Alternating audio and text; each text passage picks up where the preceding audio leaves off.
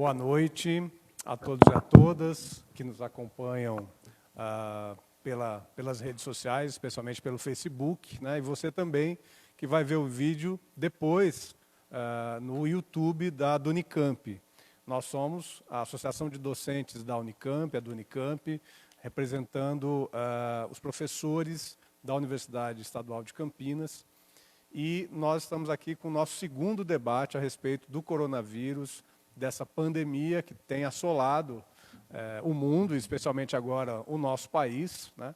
Meu nome é Wagner Romão, sou presidente da Unicamp, e nós estamos fazendo essa série de debates aqui com o nosso auditório esvaziado, né? Só com a transmissão online pelo Facebook, porque nós entendemos que essa é uma das principais missões da universidade pública, de todas as universidades, mas especialmente da universidade pública, nesse momento de extrema dificuldade, né, de uma pandemia que nós ainda não temos a dimensão do tamanho disso, do tamanho do problema que está colocado para nós. Acho que agora as pessoas estão começando a ter um pouco dessa dimensão, mas o que vai acontecer nas próximas semanas é algo realmente extremamente sério, e nós estamos aqui para discutir um pouco isso, né? Na segunda-feira, às 10 da manhã, nós vamos fazer mais um debate com outras pessoas, outros especialistas, porque a gente entende que essa discussão e essa passagem de informações para você que está nos assistindo é fundamental e é aquilo que nós precisamos fazer nesse momento como universidade e como sindicato de docentes de uma universidade pública também. Então, essa noite nós temos aqui a professora Mônica Corso. A Mônica é pneumologista, então ela vai aqui da Faculdade de Ciências Médicas, aqui da Unicamp.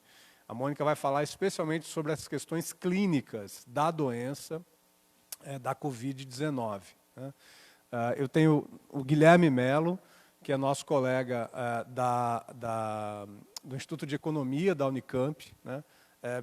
Pesquisador aí da economia brasileira, e vai nos falar sobre os impactos econômicos, né, a respeito disso que acho também, né, Guilherme, é algo que a gente não tem dimensão do que deve acontecer, não só agora, mas depois, né, da passagem dessa pandemia. E eu tenho aqui ao meu lado o Pedro Tourinho, que é médico sanitarista, né, vereador aqui em Campinas, está cumprindo o seu segundo mandato, preside a Comissão de Saúde da Câmara Municipal de Campinas e tem se desdobrado aí, professor da PUC de Campinas, né, de Saúde Pública, professor da PUC, nossa universidade irmã, aqui próximo da Unicamp. E o Pedro tem se desdobrado aí, acabou de sair de um debate, está vindo para cá, né? O Pedro tem se desdobrado para informar a população, não só sobre o que está acontecendo em Campinas, mas sobre o que está acontecendo no Brasil e no mundo, né? Então, a gente tem uma mesa muito bacana aqui para conversar com vocês hoje. Nós vamos receber, eu peço que vocês que estão entrando na nossa página agora no Facebook, entrem nos comentários, façam questões, que depois das apresentações iniciais nós vamos proceder, né, a leitura de algumas questões e passar novamente para os nossos colegas aqui.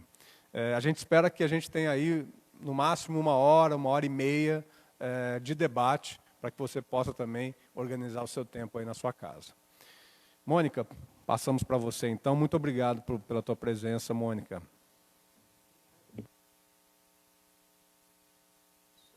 Obrigada pelo convite, é um prazer estar aqui, né, discutindo um assunto que está mobilizando muito, não apenas a classe médica, profissionais de saúde, mas toda a população, né, o tempo inteiro. Bom, falando um pouquinho sobre o vírus, né, o coronavírus, ele faz parte de uma família de beta-coronavírus, ele é conhecido há bastante tempo, então ele foi causador, não exatamente esse que a gente que está causando a pandemia agora, mas outros coronavírus foram causadores de outras epidemias, né? Por exemplo, a síndrome de insuficiência respiratória aguda grave, há cerca de uns 18 anos atrás, se eu não me engano.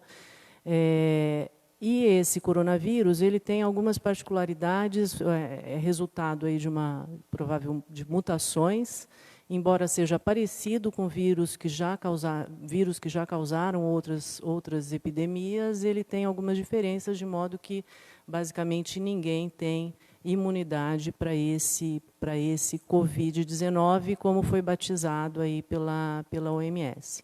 Então, todo mundo está sabendo, né, que os primeiros casos apareceram em meados e final de dezembro de 2019, na cidade de Wuhan, e em 11 de março foi decretada um estado de pandemia pela OMS por estar acometendo, né, surgindo casos e epidemias em vários países.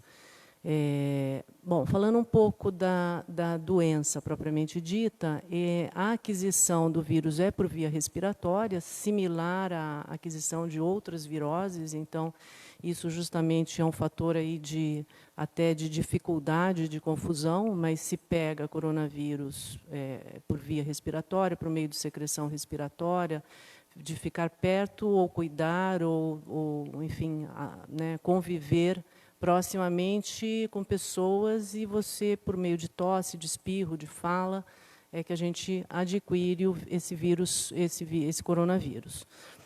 Da mesma forma como o vírus da influenza, ou rinovírus, ou vírus sincial respiratório, outras viroses respiratórias.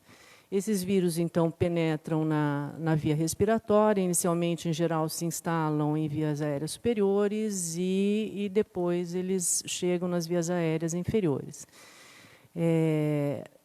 A gravidade, quer dizer, existe um espectro grande de manifestações clínicas, né? E atualmente se sabe que uma boa parte, uma parcela da população infectada vai persistir assintomática. Então, do ponto de vista do quadro clínico que a pessoa vai apresentar, em geral, a pessoa começa com tosse, dor de garganta, muitas vezes um quadro leve, a grande maioria, mais de 80% das vezes, o quadro é leve, pode passar como resfriado, a pessoa não poderia não dar bola, e não daria se a gente não tivesse um percentual tão grande de mortalidade em alguns subgrupos, principalmente de pacientes. Mas, então, o espectro de manifestação clínica é muito largo, né, desde o indivíduo assintomático até o indivíduo com quadro respiratório leve, de tosse, dor de garganta, febre baixa. Quadros mais graves, então, quadro moderadamente grave, onde a pessoa vai ter febre mais alta, começa a ter dor de cabeça, falta de ar. A falta de ar é um marcador importante de gravidade.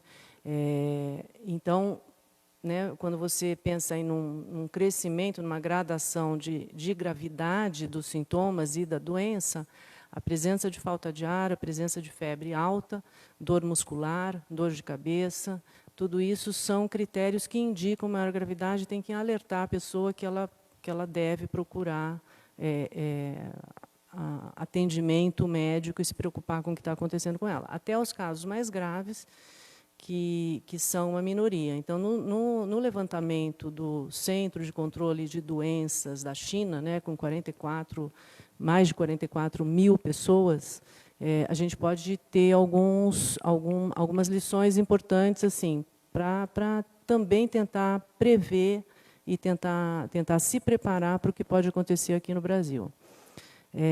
Então, lá, né, se observou que mais de 80% das pessoas que foram diagnosticadas, confirmadas com o Covid-19, apresentavam quadros leves, né, em torno de 15%, 14%, 15%, quadros moderados graves e 6%, 5 ou 6%, quadros muito graves, né?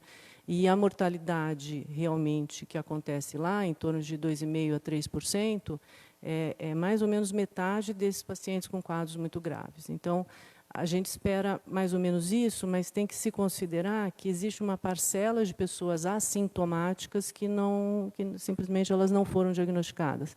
Então, não se sabe, na real, qual é o tamanho né, dessa população assintomática. E se sabe que as pessoas mesmo assintomáticas podem transmitir o vírus. Então, a grande preocupação que a gente está tendo aqui no Brasil, né, no mundo e no Brasil em particular, é isso, porque existe uma população é um vírus que se espalha muito facilmente, de uma maneira silenciosa em boa parte da população, não vai causar necessariamente um quadro grave numa boa parte da população, as pessoas continuam transmitindo, enfim, o que depois acho que o Pedro Torinho vai falar também e de maneira mais aprofundada, quer dizer, a gente vai necessariamente, a gente não tem ideia, não vai subestimar a quantidade de pessoas infectadas, porque como não está tendo um teste disponível maciçamente, então vai ficar uma parcela da população sem diagnóstico. Dos quadros graves, continuo mais alguma coisa? Então, os quadros graves, não existe um tratamento específico, uma vez que a pessoa apresente um quadro grave, o que vai acontecer com ela? Normalmente vai ter uma pneumonia grave, com acometimento de ambos os pulmões e uma evolução para um quadro que a gente chama de insuficiência respiratória aguda.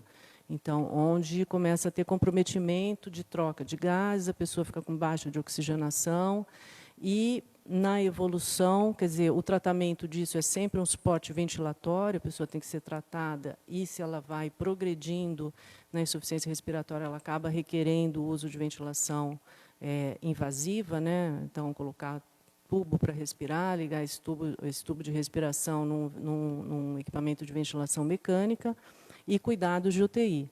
E a evolução, vamos dizer, do caso grave é isso, uma pneumonia grave, com insuficiência respiratória, que necessita de ventilação mecânica e a progressão disso é para choque, enfim, e eventualmente num pequeno grupo, é pequeno, mas grande, né? Que varia entre os países, numa taxa de 3% a 5%, como média, os pacientes acabam evoluindo para óbito. Então, não tem um tratamento específico, não tem um remédio, um antiviral que funcione. Então, o que se faz, na verdade, é um tratamento de suporte para o quadro de insuficiência respiratória grave, de infecção generalizada, e uma outra lição importante que a gente tem visto na Itália, tem visto na China, é que alguns fatores são fatores que aumentam muito o risco de complicação, né? Então, a gente tem que entender o processo com duas partes assim, muito separadas, né? Uma coisa é você atuar na propagação, é isso que a gente está tentando fazer aqui no Brasil, com todas as medidas de isolamento social, de pegar na questão da higiene para respirar, higiene de limpeza de mãos, enfim, tudo isso é para atuar, para reduzir a propagação do vírus. Então, minimizar a pandemia de modo que ela venha mais devagar e que o sistema de saúde suporte, de alguma maneira, melhor o cuidado dos pacientes graves. O outro lado quem são os pacientes que têm mais chance de ficar graves? São os pacientes que têm muito a ver com a idade, então, acima dos 60 anos, são pacientes com mais chances de complicar, e pacientes com doenças prévias, crônicas, né? Doenças cardíacas crônicas, doença pulmonar crônica, diabetes, câncer. Então, doenças crônicas aumentam o risco, a idade aumenta o risco de quê? De se contaminar? Não, todo mundo vai se contaminar, na verdade. É o risco de ter uma evolução para uma complicação grave e, com isso, consequentemente, um risco maior de mortalidade. Acho que... Ok? Obrigado, Mônica. Já tem questão aqui para você, mas depois a gente passa. Tá? Guilherme, por favor, você tem a palavra. Boa noite, Wagner, Mônica, Pedro, quem está nos assistindo aí, quem está aqui veio heroicamente fazer o nosso suporte também, filmar, ajudar a gente aqui. Bom, o Wagner, quando me chamou para vir aqui, eu pensei exatamente nisso, em falar um pouco da dimensão econômica, né, e social dessa crise. E a primeira coisa que eu acho que é importante a gente ter em mente é, do ponto de vista da economia, essa é uma crise nova. Não vou dizer que é totalmente nova, que não tem nenhum paralelo, mas para a nossa geração ela é uma crise nova, porque ela tem uma natureza diferente das crises anteriores. Vamos usar como exemplo duas comparações que têm sido muito feitas. Algumas pessoas falam, nós estamos como em uma guerra, como em uma economia de guerra, né? O Macron mesmo, no discurso dele, usou essa metáfora, economia de guerra, né? Nós estamos numa guerra. O problema é que a economia de guerra, na economia de guerra, você usa todos os fatores produtivos, então você tem pleno emprego e plena utilização dos fatores, é óbvio que é para produzir para o conflito, né? Para, inclusive, ser destruído o capital. Mas todo mundo está empregado, todo mundo está produzindo, você tem produção. Então, não é uma economia de guerra, porque o nosso cenário atual é o contrário, está todo mundo em casa. Segunda comparação é com a crise de 2008, que é mais próxima da realidade da maioria de todos nós, né? Só que a crise de 2008, ela é uma crise diferente dessa, porque ela é uma crise que se inicia no mercado de crédito imobiliário, lá nos Estados Unidos, né? Ela se inicia no mercado de crédito, se espalha pelo restante do mercado financeiro, então ela começa como uma crise de crédito, vira uma crise financeira, as instituições financeiras começam a sofrer até a quebra do Lehman Brothers, e obviamente que quando você tem um travamento do mercado de crédito e um esfacelamento do mercado financeiro, isso vai atingir as empresas, e aí vai atingir os trabalhadores. Então, é óbvio que toda crise econômica ela tem o seu lado de crédito, o seu lado financeiro, o seu lado real. Só que em 2008, e na maioria das crises financeiras, ela tem início ou no mercado de crédito ou no mercado financeiro, ou em ambos ao mesmo tempo. E aí ela impacta a economia real. Qual a questão? É que numa crise como essa, a sua primeira preocupação é a seguinte: eu vou resolver a crise financeira. Eu vou resolver a crise de crédito, então o Banco Central entra lá, dá dinheiro para todo mundo, ele vai lá, salva os bancos, salva os investidores financeiros, e uma vez normalizada a situação financeira, as empresas voltam a ter crédito, voltam a ter as suas ações valorizadas e voltam a produzir aos poucos. Claro, o Estado tem um papel porque ele vai lá e também faz investimento público, geralmente, depois da crise. Mas olha como a nossa crise é diferente. Essa crise tem origem na paralisação da produção real, produção de bens e serviços. E, obviamente, que essa paralisação gera impacto no mercado financeiro e está ameaçando se tornar uma crise de crédito, ou seja, está ameaçando quebrar instituições de crédito, travar o mercado de crédito e de moedas, e se a gente chegar nisso, a crise toma uma dimensão maior. Então, a primeira coisa que os bancos centrais e os governos estão fazendo desesperadamente é: eu vou impedir que essa crise vire uma crise de crédito. Como? Injetando dinheiro no mercado financeiro. Os Estados Unidos já injetou trilhões de dólares, não é 1.000, milhões, bilhões, são trilhões de dólares. Só que qual é o problema? Você está fazendo um enorme esforço para salvar o sistema de crédito e financeiro, só que as empresas estão paradas, elas não estão tendo lucro, elas não estão tendo receita. E o mercado financeiro, de alguma forma, precifica a perspectiva de receita das empresas. Se não tem receita, não tem preço, então tudo afunda. E você pode jogar o quanto de dinheiro você quiser lá, que não adianta. Você tem que resolver a vida das empresas, só que aí tem um problema. Como é que você vai resolver a vida das empresas se as pessoas não podem sair de casa? Se as pessoas não podem produzir? E aí vem a característica prioritária dessa crise. Nas crises financeiras usuais, como em 2008, o Estado entra e ele estatiza, digamos assim, ele assume para si, ele estatiza parte do setor financeiro. Ele compra títulos privados, ações, ele compra. Tudo não está valendo nada, mas ele vai lá e compra para manter o mercado funcionando, certo? Então ele estatiza os estoques de riqueza financeira, certo? Nessa crise não basta estatizar os estoques de riqueza financeira, você vai ter que fazer isso também, como já está sendo feito, né? Vários países do mundo, os Estados Unidos agora não sei o que vai comprar commercial papers, que são papéis privados. Agora o Trump falou, eu não gosto muito da ideia de estatizar empresas, ou seja, comprar as ações da empresa, mas vai acabar fazendo, como fez em 2008, em alguns momentos. Só que o governo vai ter que fazer mais do que isso. O governo ele vai ter que, momentaneamente, compensar, e aí eu estou usando essa palavra estatizar, os fluxos de renda dos trabalhadores, o salário dos trabalhadores, em particular dos informais, e o fluxo de renda das empresas. porque senão as famílias, as empresas quebram durante esse período de crise. E esse é o grande drama, porque o financiamento do fluxo de renda depende dos tesouros nacionais, não é o Banco Central que faz. Só que durante décadas, a gente criminalizou o gasto público. Tesouro não pode ter dinheiro na mão, né? E agora a gente está desesperadamente precisando do orçamento público, ou seja, de fazer déficit, fazer dívida para sustentar famílias e empresas, e também estamos desesperadamente precisando de instituições financeiras públicas, os famosos bancos públicos, porque mesmo que você consiga garantir um mínimo de renda para o trabalhador e para as empresas, ainda assim não é a mesma renda do passado. E elas vão precisar de crédito para sobreviver esses meses de isolamento.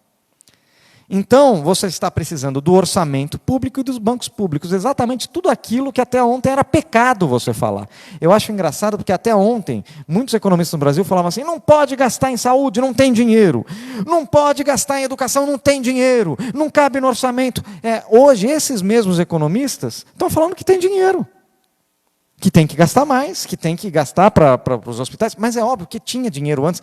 Essa história de que acabou o dinheiro era uma falácia, era tão falaciosa que mudou a circunstância, mudou o discurso. Certo? Então, a saída da crise, eu já caminho para o final, ela vai passar necessariamente pela uma atuação pesada dos Estados, compensando ou impedindo, digamos assim, os mercados financeiros de crédito de quebrarem, né? Eu acho, inclusive, que os mercados financeiros estão tão disfuncionais que em alguns países como a Itália, Filipinas fechou, né? A Itália está limitando. Eu acho que a gente tem que criar limitações, porque dentro dessa loucura, ele não é mais capaz de precificar nada, o mercado financeiro. Vai ter que também compensar a renda das famílias e das empresas. E veja, a última coisa que eu vou falar, vai ter que sair dessa crise, quando as economias forem sair dessa crise, elas vão sair com um pequeno problema. As famílias e as empresas vão ter que ter pegado crédito, certo? Para sobreviver. Então elas vão estar mais endividadas. Elas vão estar endividadas porque elas pegaram crédito, mas também porque elas deixaram de pagar durante 3 meses imposto, mas pode ser que os governos venham cobrar. Elas deixaram de pagar a conta d'água, mas pode ser que, se o Estado não arcar com o total desses custos, elas vão ter que pagar lá na frente. Então, a receita dela, que vai começar a voltar aos poucos, e bem aos poucos, porque o desemprego vai disparar, já está disparando nos Estados Unidos, certo? O que acontece? Quando começar a voltar a economia, o setor privado, empresas e famílias vão estar até aqui de dívida, e não vão ter a menor condição de puxar a retomada da economia.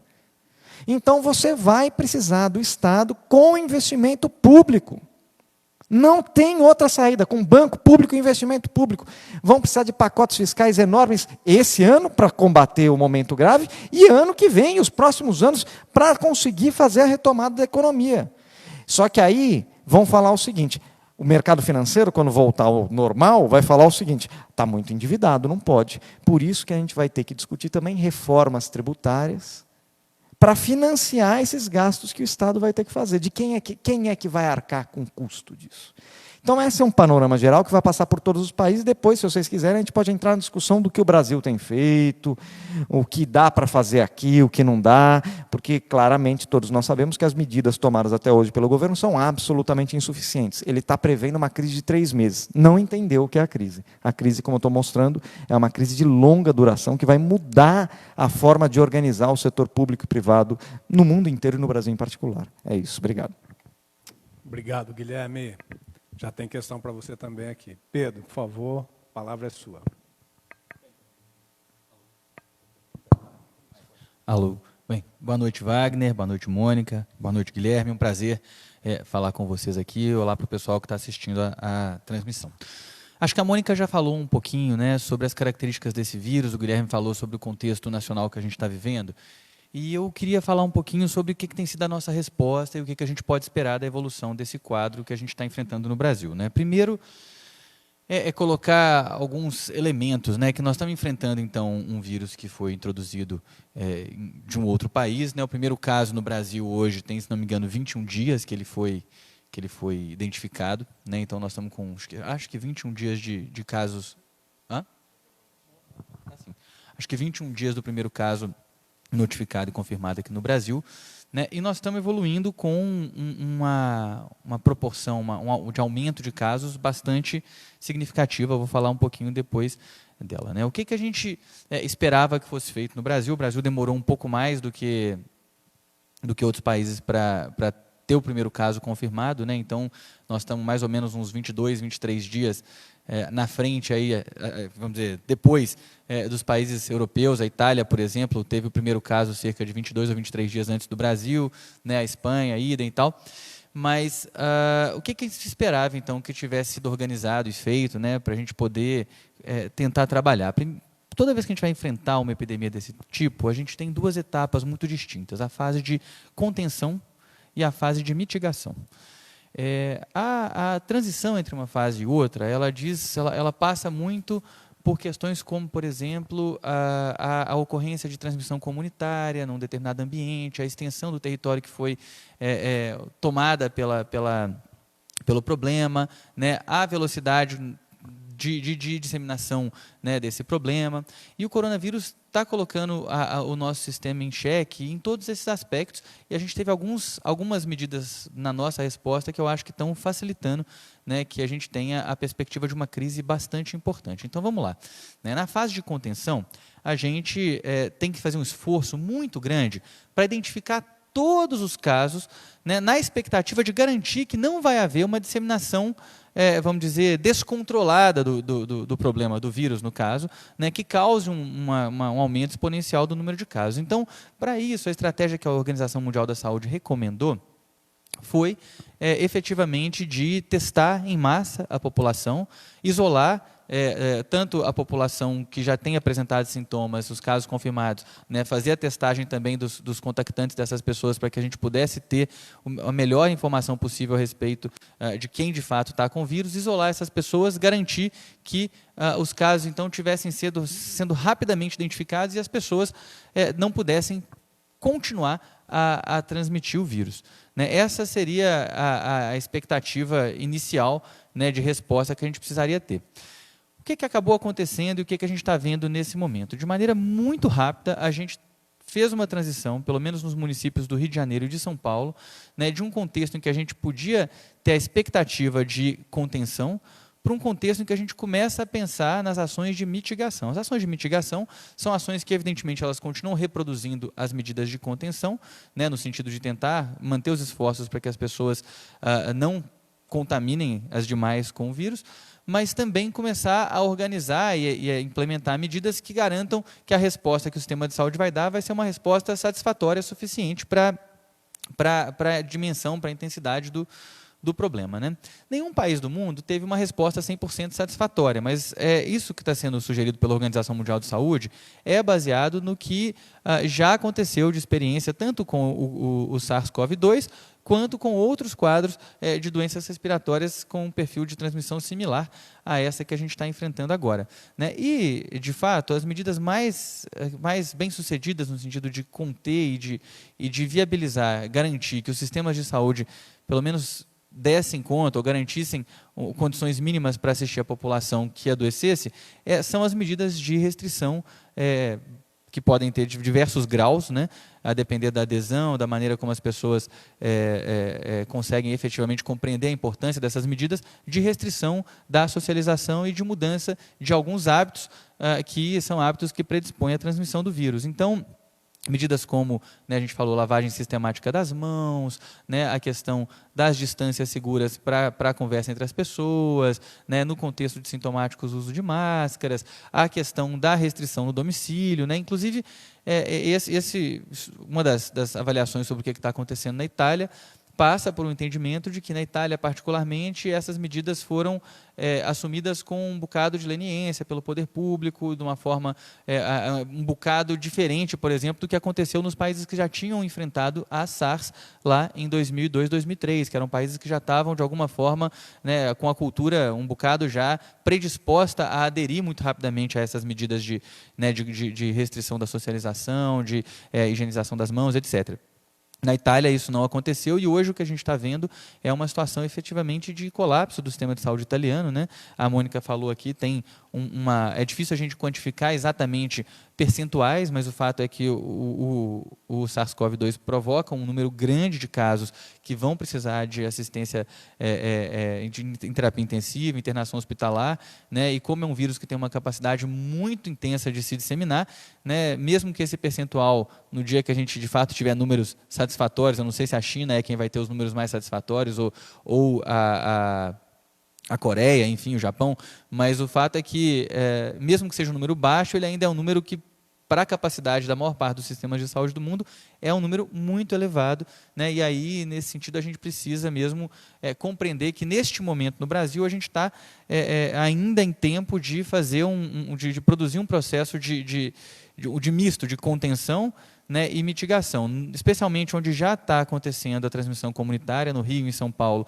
essas ações de mitigação são muito importantes, então é muito importante que o poder público amplie a capacidade de atendimento dos serviços hospitalares, organize fluxos e garanta que os serviços vão estar preparados para fazer atendimento de grandes contingentes populacionais adoecidos, garanta que as equipes de saúde vão estar protegidas, porque a gente teve uma incidência muito alta de adoecimento nas equipes de saúde, o que, por exemplo, no caso da Itália, levou a um prejuízo, num determinado momento, na capacidade do sistema de assistir as pessoas, né? Mas também ações de contenção, entendendo que, por exemplo, o estado do Rio e de São Paulo, nesse momento, aparentemente, ainda tem uma condição sanitária diferente dos demais estados do Brasil e, portanto, as medidas talvez tenham que ser medidas de fechamento de fronteiras, de restrição de circulação das pessoas, né? Medidas desse tipo deveriam, na minha opinião, já estar sendo tomadas neste momento, os aeroportos, né, o fluxo de veículos entre os estados, para evitar que outros estados brasileiros recebam quantidades de pessoas contaminadas muito elevadas e que, muitas delas oriundas daqui do estado de São Paulo e do Rio de Janeiro, e acabem também evoluindo para situações em que a gente vai ter transmissão comunitária descontrolada e uma quantidade de casos muito altas, né? Então, esse desafio, ele dependia também de algumas medidas, feito eu falei, precoces de organização do sistema de saúde. Uma delas seria a gente ter estruturado um sistema que permitisse a testagem em massa, isso não aconteceu. Então, os dados que nós vamos ter nessa epidemia no Brasil vão ser dados muito, vamos dizer, questionáveis, né? A gente vai ter muita dificuldade para estabelecer, de fato, quantas pessoas contraíram o SARS-CoV-2, qual que foi, de fato, a mortalidade dos casos, né? De fato, a gente entender o tipo de relação que foi estabelecida aqui entre o vírus e a população brasileira, né? O que tem de mais abrangente, que a gente teve de mais abrangente, feito eu disse, aparentemente a Coreia do Sul fez o processo de testagem mais maciço, né? É interessante porque aí você avalia o que aconteceu na Coreia do Sul, você descobre que a mortalidade, por exemplo, é mais baixa do que na Itália, muito mais baixa do que na Itália, aí você se pergunta por quê? É porque teve mais acesso ao serviço de saúde, porque teve mais gente testada, é porque o sistema de saúde não entrou em colapso, né? Isso sem dúvida nenhuma é um fator. Quando os sistemas de saúde entram em colapso, o sistema começa a não ter condições de assistir adequadamente toda a população que vai demandar serviço e, portanto, vai ter gente que vai morrer porque não vai receber assistência adequada. Isso é uma coisa que a gente precisa se esforçar sobremaneira para tentar evitar que aconteça numa escala muito severa aqui no Brasil, né? Mas o fato é que nós temos esse problema, então nós temos problemas de transparência agora no Ministério da Saúde. O Ministério da Saúde, por exemplo, acaba de anunciar que vai parar de informar os números de casos suspeitos. Eu não vejo motivo para uma medida como essa. Eu acho que todas as medidas que tragam informação e transparência seriam importantes, né? O Estado de São Paulo anunciou e foi respaldado pelo Ministério da Saúde uma medida também, na minha opinião, muito equivocada, que foi a decisão de só fazer testagem de casos que fossem casos considerados graves ou exigissem internação. Não sei se, Mônica, essa medida foi publicada já ou ela foi só anunciada? Não sei se ela já foi publicada. Mas está sendo praticada, né?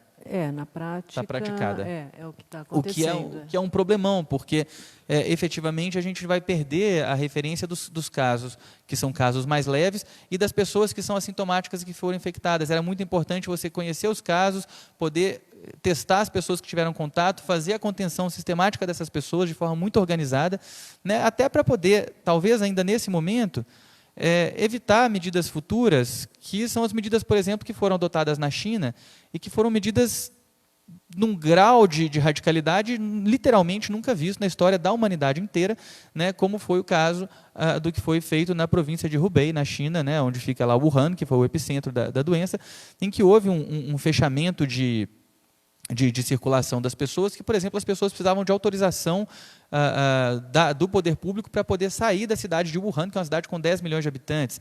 Né? A gente teve várias cidades na China que tiveram fechamentos equivalentes a esse, com restrição de circulação, com vigilância nas ruas para impedir a circulação de pessoas. Né? Isso vai ter impactos econômicos, impactos sociais, impactos no campo da saúde mental, impacto no campo dos outros processos que pressionam a situação epidemiológica do Brasil, absolutamente devastadores, né? E todo o esforço que foi feito para a gente poder tentar conter, tentar fortalecer a fase de contenção dessa doença, se baseava na tentativa de não ter que chegar nesta fase. Eu acho hoje, com muita tranquilidade, assim, que a gente, com essa sequência de equívocos que a gente cometeu, a dificuldade que nós tivemos de fato, fazer uma comunicação maciça. Quando eu falo comunicação maciça, é porque a gente não está habituado, eu acho, às vezes, ao que é comunicação maciça em saúde pública. Né? Comunicação maciça em saúde pública seria pegar os canais de televisão, requisitar horário desses canais de televisão, talvez algumas horas por dia, para ficar falando disso 24 horas por dia com todo mundo. Porque o problema do coronavírus, do SARS-CoV-2 aqui no Brasil, do Covid-19, ele é, no Brasil não, no mundo, ele é suficientemente grande para justificar ações desse tipo. Como isso não foi feito, nós tivemos que ficar mais de 10 dias debelando fake news do WhatsApp, sabe? Tentando explicar para as pessoas que gargarejo com vinagre não ia resolver. E que o que as pessoas tinham que fazer eram outras coisas. Quer dizer, o poder público fracassou grosseiramente nesse sentido, né? Nessa não assunção do problema como um problema de uma dimensão muito grave, e não assunção desse papel que o Estado tem de coordenar esses esforços. Agora, provavelmente, nós vamos acabar tendo que ver medidas de uma outra ordem, mais restritiva, com mais sequelas sociais e econômicas, com mais prejuízo. Não sei se eu já falei mais do que os meus 7 minutos, me orienta aí. Né? Com mais prejuízos sociais e econômicos, que eu não sei se elas poderiam ser plenamente evitadas, mas talvez elas pudessem ser adiadas. Né? O esforço todo que a gente faz na discussão do coronavírus não é exatamente o esforço para que as pessoas não adoeçam. A gente sabe que, uma vez que ele foi introduzido, é um vírus que se dissemina muito e tem alta capacidade, então, de provocar casos. Era para que todo o processo acontecesse de uma maneira um bocado mais suave do que o que nós possivelmente vamos enfrentar esse fim de semana, por exemplo, né, em que a gente já tinha caracterizado a transmissão comunitária no município de São Paulo. Né, a gente provavelmente já tem transmissão comunitária, por exemplo, no município de Campinas, já tem transmissão comunitária no município do Rio de Janeiro.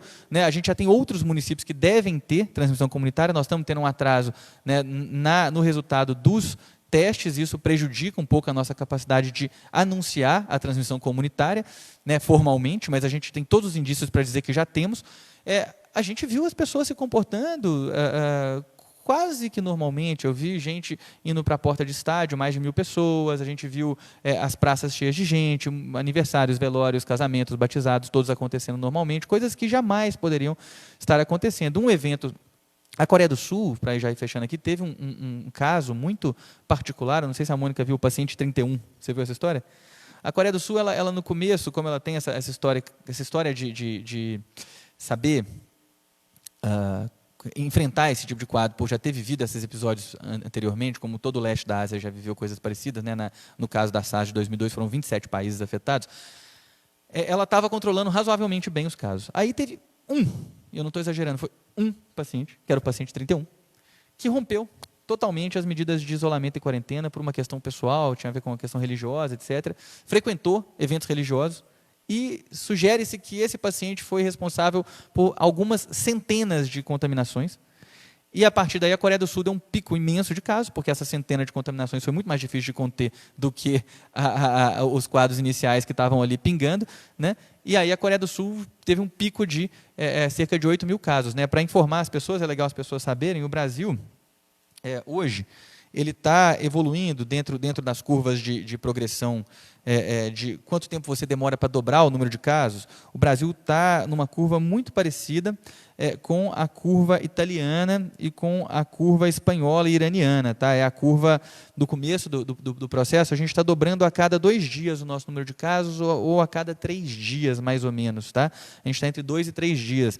É uma curva muito aguda, né? Mesmo com todos esses problemas de notificação que a gente está tendo, a nossa curva é muito aguda. Então, é uma curva que preocupa muito, né? Então, assim, medidas feitas essas que eu falei de restrição deveriam ter sido adotadas com muito mais ênfase, com muito mais vigor, né? E eu considero uma tragédia do ponto de vista político, do ponto de vista histórico, do ponto de vista sobre qualquer aspecto o que aconteceu no fim de semana do presidente da República, que tem toda a sua delegação, todos os seus quatro seguranças da delegação do Bolsonaro, né, 15 ministros e associados, todos eles contaminados. É curioso que na segunda-feira, para fechar, nós tínhamos cerca de 200 casos no Brasil, 6% dos casos que tinham registrados no Brasil eram da delegação presidencial, né? Quer dizer, o presidente ele não foi só um responsável, ele foi um fator de contaminação, um vetor ativo de contaminação do povo brasileiro, né, com o coronavírus. Eu fico imaginando essa tragédia. Quer dizer, todos esses aspectos me levam a me preocupar muito com a perspectiva de um fracasso nas ações de contenção,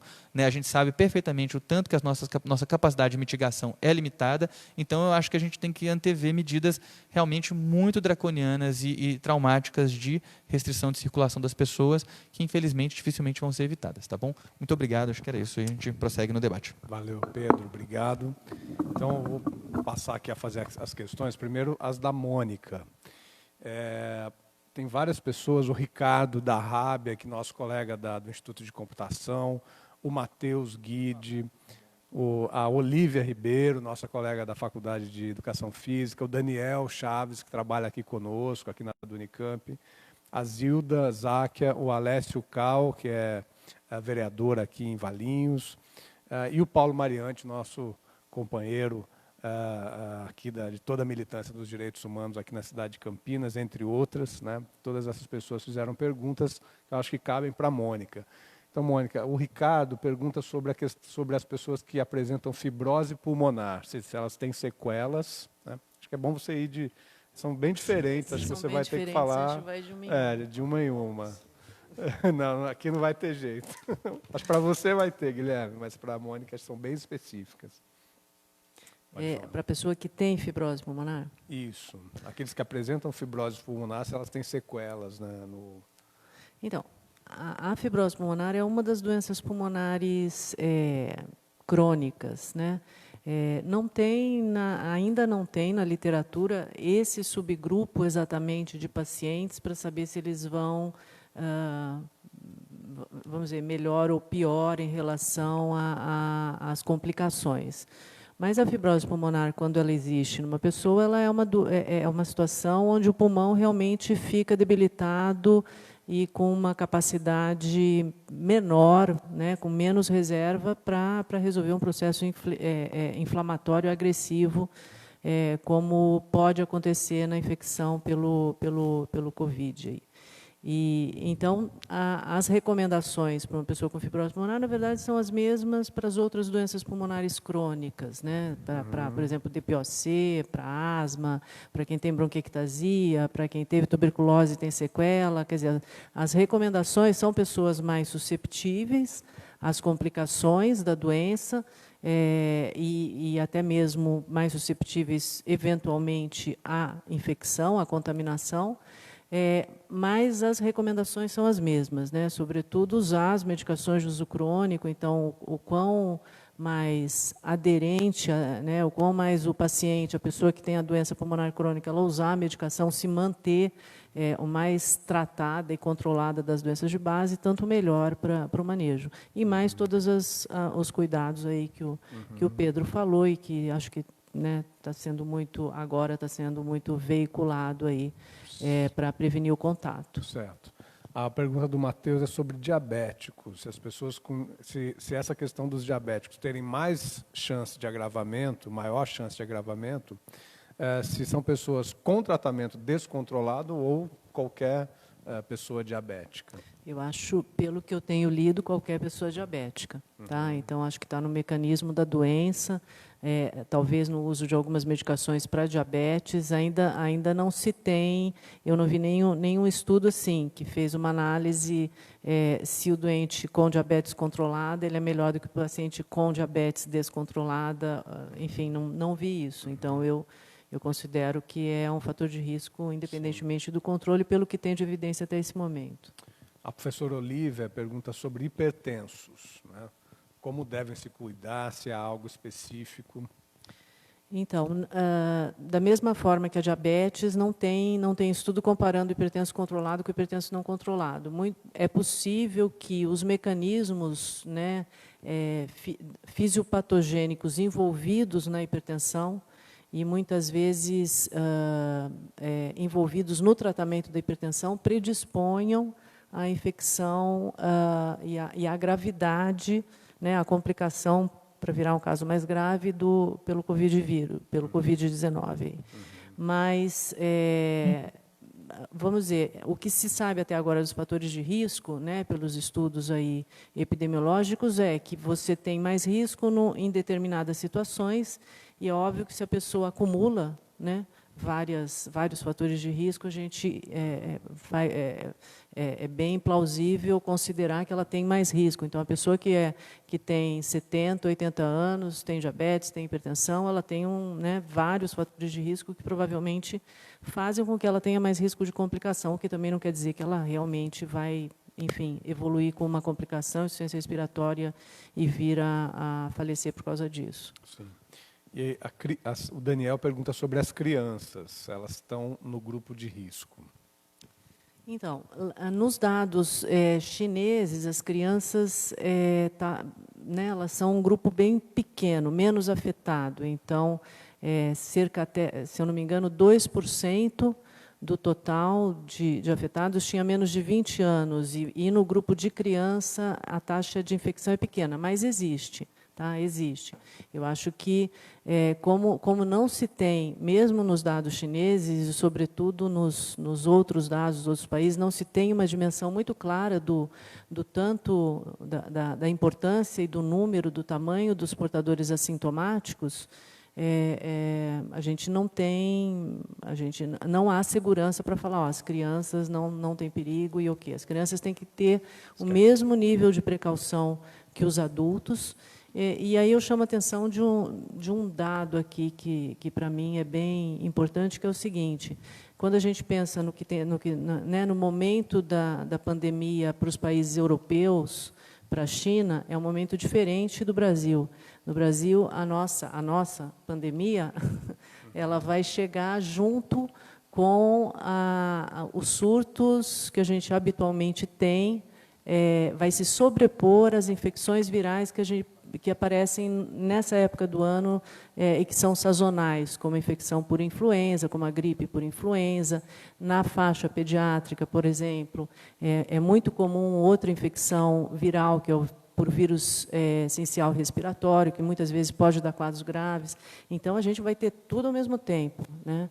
O que faz temer ainda mais o impacto em termos de atendimento de casos graves, né? A gente já tem, nessa época do ano, nas doenças respiratórias virais e depois bacterianas também, a gente já tem a questão da sazonalidade, né? A partir de maio, junho, julho, é quando você começa a ter mais infecção grave, sobretudo nos pacientes mais graves, crônicos, com doença crônica, também na faixa pediátrica, e aí a gente vai ter, além disso, a questão aí dessa infecção do Covid. Então, Pedro, você quer comentar sobre as crianças? Só acho que é legal falar, saiu agora na Pediatrics, agora recentemente, um estudo chinês bem amplo, que é isso, a questão da chance de adoecer das crianças é igual a de todo mundo, né? E, inclusive, esse estudo saiu, acho que ontem, não sei se chegou a ver, mostrou que tem crianças que evoluem com quadros graves, né?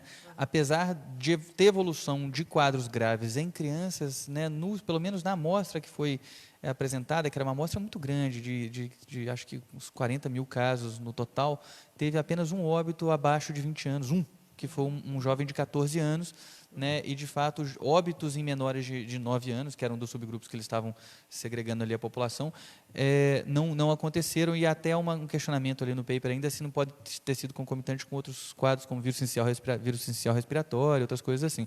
Então, é legal as pessoas saberem, que eu acho que é importante assim, as crianças elas podem adoecer severamente, gravemente, né?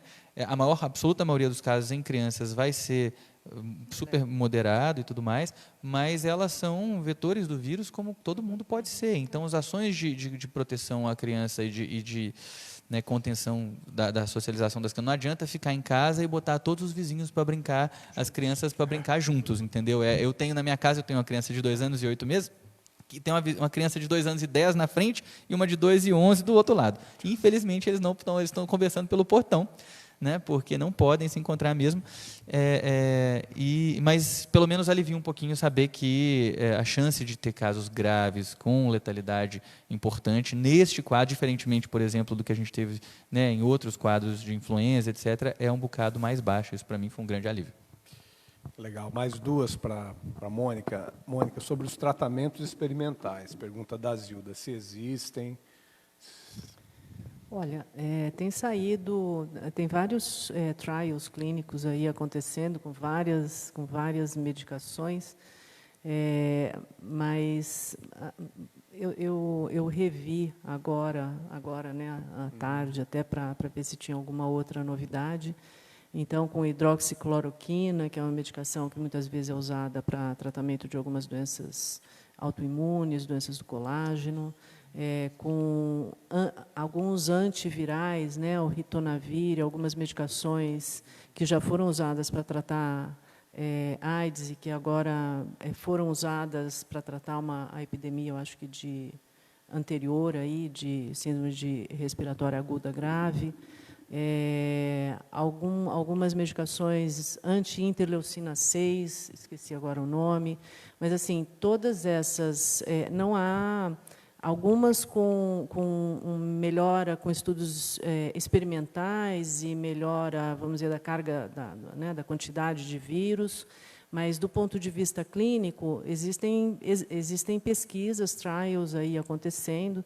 Isso pode ser verificado, você pode entrar no Clinical Trials, tem um site vinculado ao CDC, se você entra no CDC, você consegue entrar nesse site e ver o que vem acontecendo. Assim, o que mais me chamou a atenção foi um trabalho aí com cloroquina, mas também é um número pequeno de pacientes usaram cloroquina associado a uma outra medicação. Quer dizer, está se tentando e se buscando, e principalmente aí nessa pandemia, nessa epidemia gigante que teve na China, muita coisa foi levantada, muita coisa foi testada. Eu acho que, inclusive a vacina, né, existem vacinas aí sendo pesquisadas, tem uma vacina produzida em Cuba, que está sendo assim, criada, desenvolvida em Cuba, que está sendo criada em uma indústria testada na China. Eu acho que tem perspectivas. A questão né, como que tem a questão da premência, né, do tempo, a epidemia aí chegando, a pandemia chegando, os casos chegando, mas, enfim, eu acho que tem perspectivas de médio prazo, de curto prazo, acho que não. E a última é sobre a questão da testagem, né? Se esses procedimentos que vêm sendo adotados no Brasil com relação à testagem, se eles podem ou não ampliar o risco de contaminação. Pergunta do Paulo Mariante. Como assim? Ele não... Depois o Paulo, se quiser retomar aqui a questão, a gente pode detalhar mais o que ele está pensando. Eu vou responder e depois, se for o caso, aí ele explica um pouco melhor.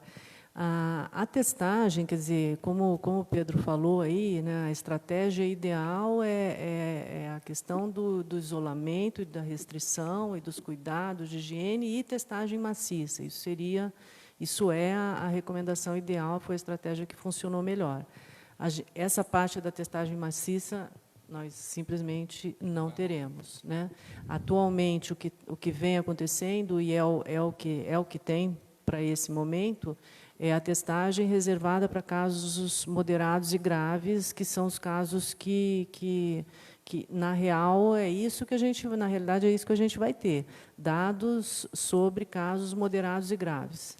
E não dados. Então, com isso prejudica muito, por exemplo, o cálculo e a estimativa real da taxa de letalidade. A gente não sabe, a nossa taxa eventualmente vai lá para cima, porque você não sabe o tamanho, né, dos pacientes, da quantidade de pacientes que simplesmente não se tem o diagnóstico.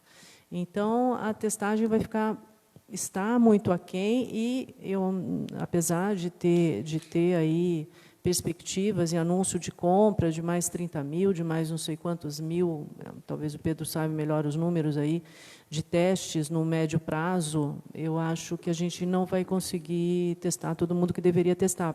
Por exemplo, na Itália, eles passaram, acho que ainda estão nisso, todo profissional de saúde era testado semanalmente, né? Em função disso, ele era testado várias vezes semanalmente, de modo que você tira a pessoa da circulação naquele momento, e aí você consegue trabalhar com rodízio até da equipe de saúde. Aqui, isso aí não vai acontecer. Não vai acontecer. Mas era isso mesmo que o Paulo queria saber. Guilherme, então agora temos várias também aqui, do Samuel, do Otávio, aqui do Fernando, que está aqui coordenando aqui os trabalhos da transmissão, do Paulo de novo e do Davidson, que é nosso funcionário lá do IFISH. Primeira, Guilherme, é sobre a questão do impacto da epidemia, da pandemia sobre as pequenas empresas, né? São 5 questões, talvez se você poupar seu tempo aí, eu acho que é uma por vez, acho que é legal. Bom, sobre as pequenas empresas, o impacto... Claro que tudo depende muito do setor e de como funciona essa pequena empresa. Por exemplo, se eu tenho uma pequena empresa, eventualmente, de contabilidade, que eu consigo tocar o trabalho de casa, alguma coisa assim, talvez ela sofra menos, né? Apesar que também vai depender da natureza do cliente dela. Se o cliente dela não conseguir pagar, ela vai sofrer muito. Mas a maioria das pequenas empresas, e principalmente dos microempresários, vão sofrer muito. Então, vamos pegar um caso mais clássico, a barraquinha de hot dog, vai ter que fechar. O food truck vai ter que fechar, né? Os autoempresários, né? O pessoal que acha, não, eu sou empresário de mim mesmo, esse aí também vai deixar de receber. Mesmo advogados, médicos, que têm ou um pequeno escritório.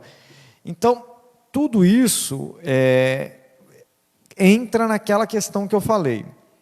Os fluxos de renda da economia estão congelados, incluindo as receitas das micro e pequenas empresas, que têm uma dificuldade a mais, porque elas geralmente têm pouco ou nenhum capital de giro, ou seja, elas não podem parar o fluxo de rendimento, porque aquele fluxo de rendimento mensal é o que sustenta ela aberta.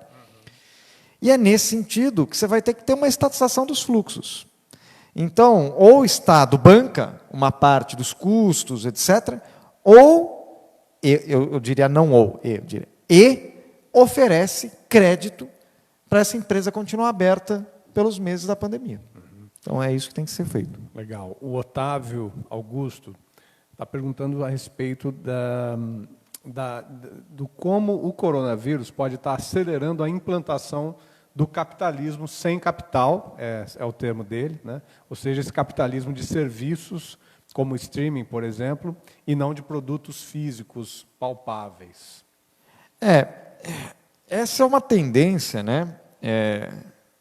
Digamos assim, já vista ao longo da história do capitalismo, e Marx já falava isso, ele falava, olha, vai chegar um momento em que o trabalho vai se tornar uma base miserável do valor. O que isso queria dizer?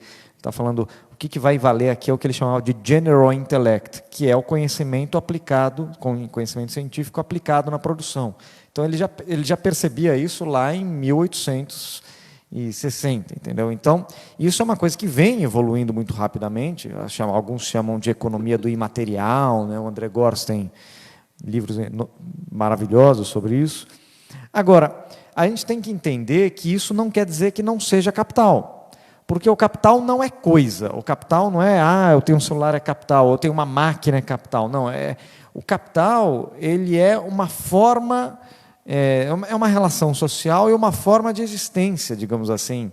Porque o capital é aquele valor, aquela riqueza que eu tenho e que eu busco valorizá-la. Certo? Eu não tenho para consumo, eu tenho valor que se valoriza. Então, se eu tenho R$10 na carteira e compro uma coxinha, R$10 não é capital. Agora, se eu tenho R$10 na carteira e invisto ou no mercado financeiro ou contrato alguém para fazer algum trabalho, esses mesmos R$10 se tornaram capital. Então, não é que é um capitalismo sem capital. O capitalismo tem capital, ele só muda a forma de produzir as coisas. Claro. E aqui tem 3, Guilherme, que eu vou fazer porque eu acho que elas dizem respeito um pouco mais dessa ideia da linha macroeconômica e a respeito do papel do próprio governo, né? A primeira do Fernando, que é a seguinte: qual será o impacto na economia da medida provisória anunciada pelo governo que permite que trabalhadores e empregadores façam acordos individuais, né? Essa é a primeira. A segunda é do Paulo Mariante, a respeito da lei de responsabilidade fiscal, né? O quanto ela não é, né, o quanto ela é, né, um obstáculo ao enfrentamento dessa epidemia, né?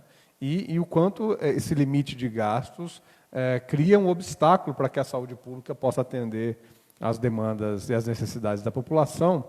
E a última é do Davidson, a respeito da possível medida do governador do Estado do Rio de Janeiro para suspender o pagamento de salários de servidores e servidoras, né? Então, são essas questões mais dessa natureza. Bom, eu já vou aproveitar que as questões chegaram nesse tema para fazer um certo merchan aqui de um texto que nós acabamos de publicar, está no site do Instituto de Economia da Unicamp, foi publicado hoje, chamado A Coronacrise, Natureza, Impactos e Medidas de Enfrentamento no Brasil e no Mundo, em que a gente faz, além dessa introdução que eu fiz aqui na minha primeira fala, explicando a natureza da crise, os impactos no Brasil, a gente faz uma relação de todas as medidas tomadas, várias medidas tomadas em âmbito internacional, as medidas tomadas pelo governo brasileiro e por que as medidas tomadas pelo governo brasileiro são insuficientes e quais medidas nós deveríamos tomar para enfrentar essa crise. Então, é um texto, é um artigo, já mas... estou mandando aqui para o pessoal, tá, Guilherme? Ótimo, obrigado. E acho que é um bom ponto de partida para a discussão. Vamos lá. Em primeiro lugar, começar do fim. A decisão ou a possibilidade de cortar salários dos funcionários públicos. Bem, isso vai no exato contrário do que eu falei aqui, que o governo vai precisar assumir a renda das pessoas, porque elas não terão renda. Então, agora, além do MEI que não vai ter renda, do pequeno empresário que não vai ter renda, do Uber que não vai ter renda, agora também o funcionário público não vai ter renda. Como é que essa economia vai funcionar se as pessoas não têm renda? Então, quanto mais medidas nessa direção forem tomadas, o governo repassando o ônus da crise para os trabalhadores, pior será. Não tenha a menor sombra de dúvida, porque, inclusive do ponto de vista sanitário, sabe por quê? Vamos pegar um exemplo aqui. O cara é um Uber, aí ele ganha R$2.000 por mês. Aí o governo vai lá e faz o que o Paulo Guedes falou: eu vou te dar R$200. Na verdade, o Uber não vai ter direito nem a esses R$200, porque para ter direito a esses R$200, você precisa estar num sistema.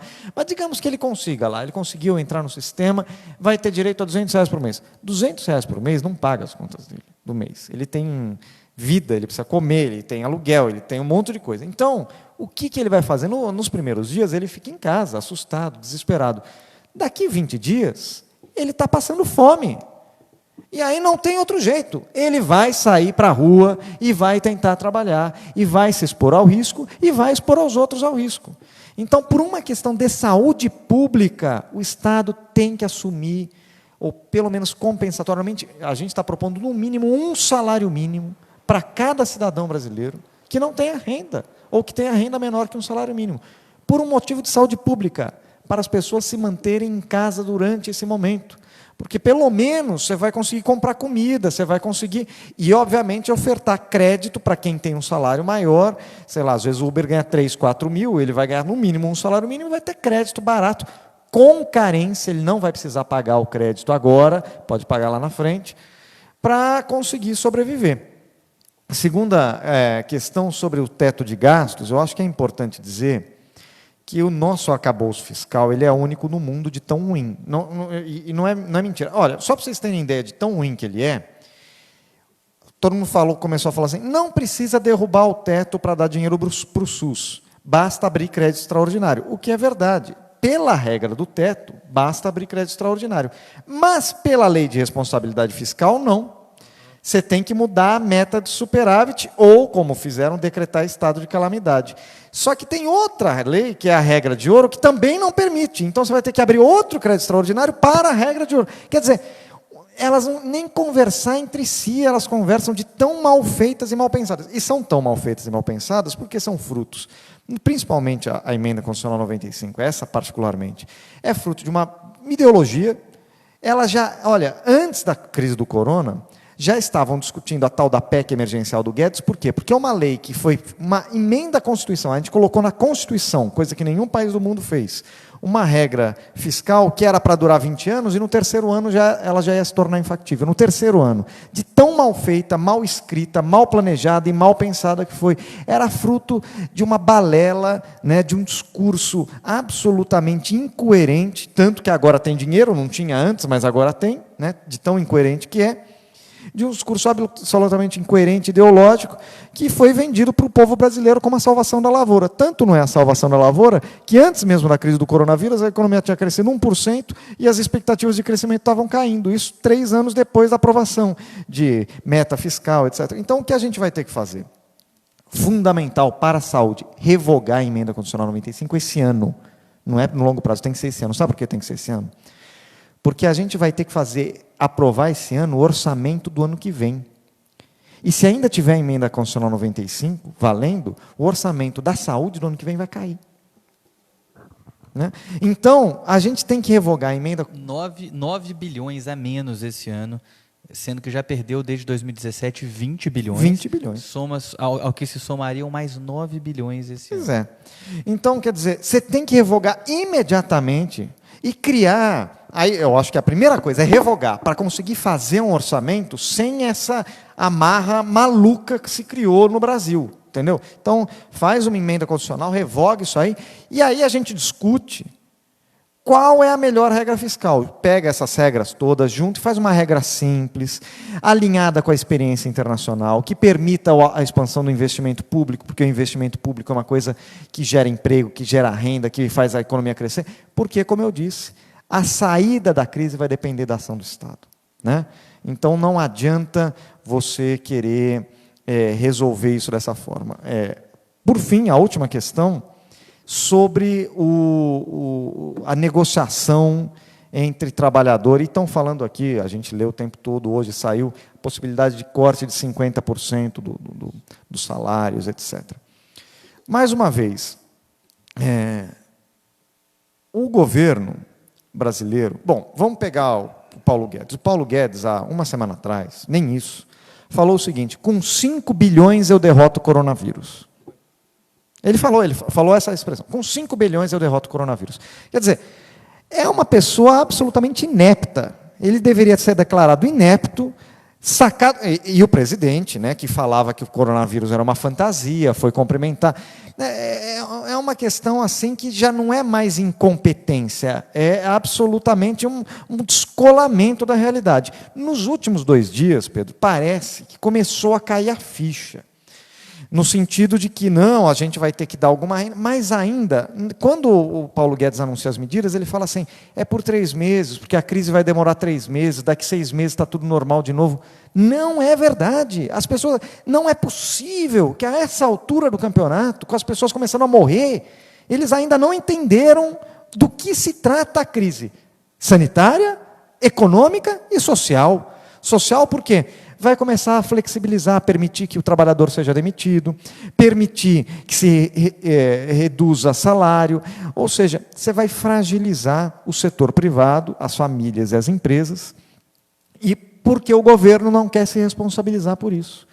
É o momento de fazer o que o Oliver Blanchard, ex-economista-chefe do FMI, está falando, o Gregory Mankiw, que é um dos macroeconomistas mais conservadores, mais defensores da austeridade do mundo está falando, e o Alberto Alesina, que é o cara criador do conceito de contração fiscal expansionista. Ele defende a contração fiscal. Todos eles estão falando assim: gaste ilimitadamente, não esquece dívida, esquece déficit. O Chile está fazendo isso.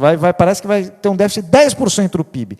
Você acha que ele está aí? Não está nem aí. O Trump já pediu 850 bilhões de dólares e parece que vai ter mais do que 850 bilhões de dólares. Porque não é hora de pensar na dívida, na relação. É hora de resolver da maneira mais razoável possível os enfrentamentos dessa crise. Enquanto isso, o nosso governo está passando por esse negócio. Da onde eu vou tirar dinheiro? Vou tirar da educação para colocar na saúde, realocar. Quer dizer, é um descolamento da realidade. Então, a saída, Wagner, e para quem está perguntando, não é enfraquecer trabalhador nem enfraquecer empresa. Porque, veja bem, se eu falar aqui, não pode cortar salário do trabalhador, o empresário vai falar, e como é que eu fico?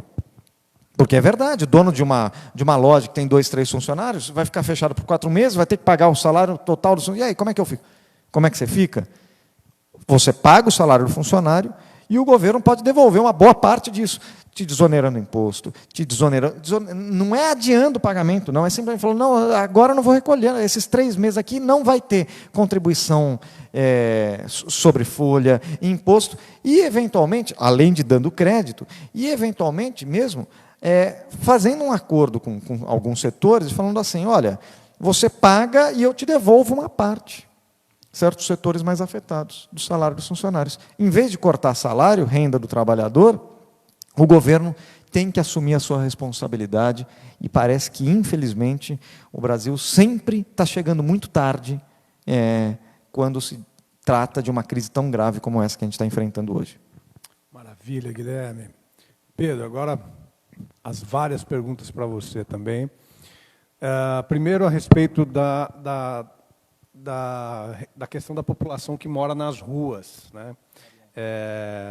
O Davidson, nosso companheiro lá do IFISH, a respeito dos cuidados que os estados e municípios devem ter com a população que mora nas ruas. Eu emendo aqui com a pergunta da Kátia Mendes, nossa companheira também, que trabalha na área de assistência social, né? Sobre os pobres, sobre os sem renda, sobre as pessoas sem casa, sem comida. Como é que se lida com essa situação? Eu acho que realmente vão ser as pessoas que vão ser mais atingidas nas próximas semanas, né? Acho que, bem, vou começar, né?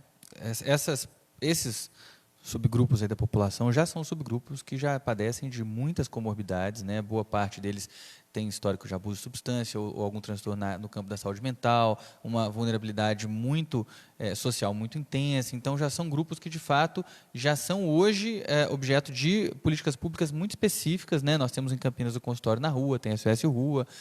O fato é que são grupos que, se essas políticas seguem, por exemplo, né, como consequência de medidas feitas a EC 95 e processos de desfinanciamento e desestruturação, seguem com implantação parcial no território nacional. A gente tem em Campinas cerca de 800 pessoas em situação de rua no presente.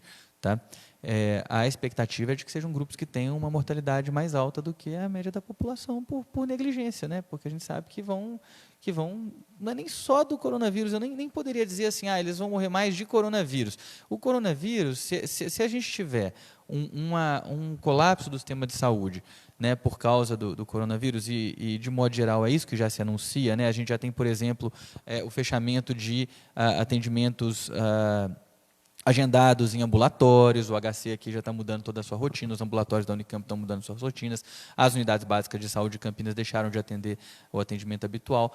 Isso, de largada, já implica em desassistência para quem padece de outros problemas de saúde, né, e já implica, então, em aumento da vulnerabilidade dessas populações, né? Tem que sempre pensar o impacto do coronavírus, para além da questão clínica que ele produz, o impacto que ele produz nos sistemas de saúde. Então, em relação à população em situação de rua, eu acho que a gente só está, na verdade, antevendo, a Tereza Campelo hoje, inclusive, usou essa expressão, a perspectiva de um verdadeiro genocídio.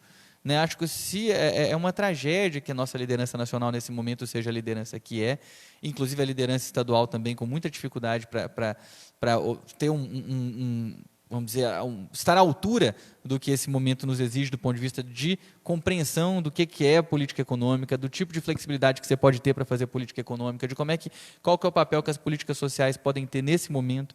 Né? A gente está vendo a discussão, por exemplo, em Salvador, inclusive, eu fiquei surpreso positivamente, vai ter distribuição de cestas básicas para famílias que vão estar, de crianças que estão fora do espaço da escola. Né? Isso não deveria ser uma coisa isolada de um prefeito generoso que pensou nisso. Isso deveria ser uma ação estruturada de modo geral, inclusive organizada dentro de planos de contingência, que deveriam estar já escritos, porque, feito eu falei, nós tivemos 20 dias observando o mundo, vendo como é que aconteceu em outros lugares do mundo esse processo, antes da gente precisar se preocupar muito com a coisa concreta que nós estamos vendo aqui hoje. Então, esses planos de contingência foram construídos de maneira um bocado relapsa, também porque as secretarias estaduais de saúde, as secretarias municipais de saúde, os corpos das prefeituras e dos governos do Estado andam muito sucateados e desestruturados do ponto de vista da capacidade de produzir certos planos e projetos e levar adiante, né?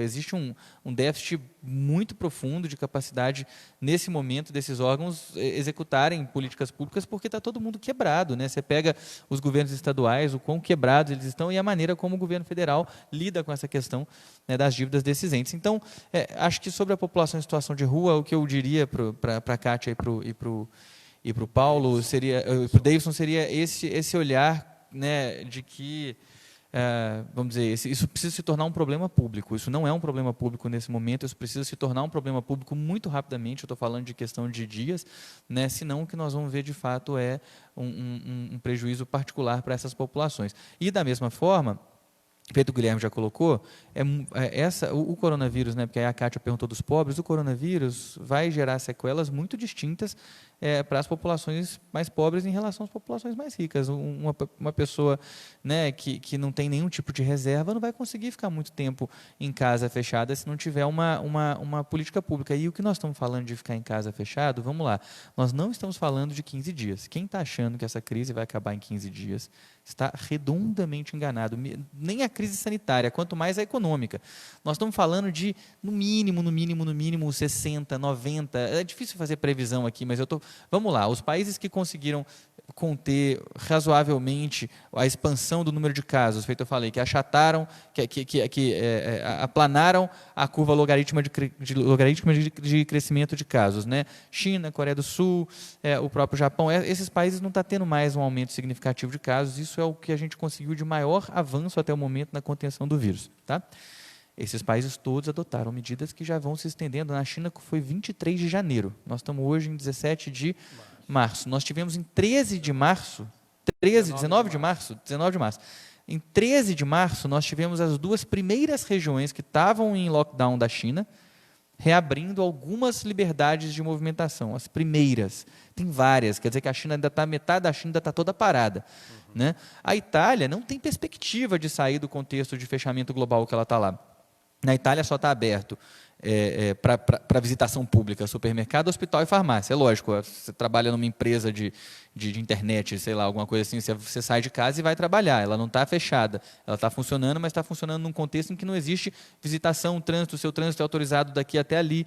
Né? A Espanha está adotando esse mesmo tipo de medida agora, né? A Itália já tem alguns dias. E a perspectiva é de que isso vai ter que permanecer por um bom tempo, porque, veja, o problema que nós temos com o coronavírus aí é assim, você tem feito, a Mônica já falou, a população, de modo geral, não é imunizada contra esse vírus.